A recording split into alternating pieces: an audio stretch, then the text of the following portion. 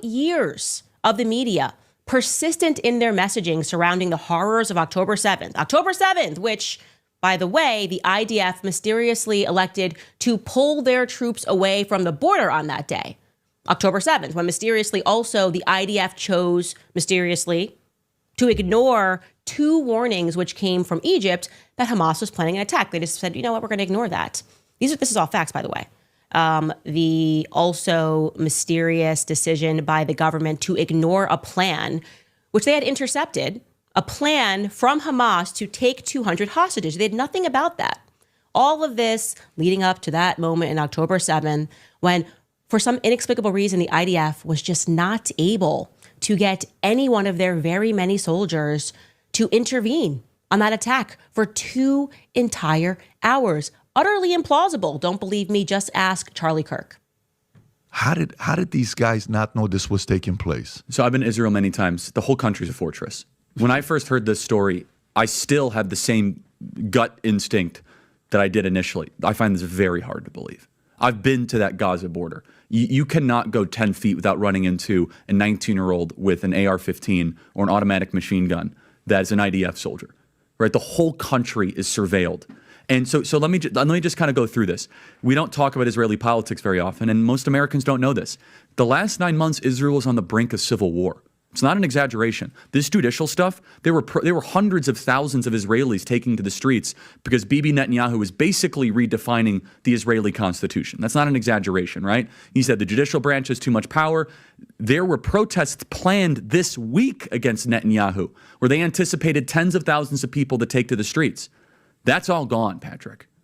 Netanyahu now has an emergency government and a mandate to lead. I'm not willing to go so far that saying that Netanyahu knew or there was intelligence here, but I think some questions need to be asked.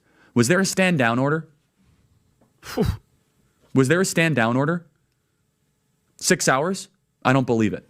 Israel's the size of New Jersey.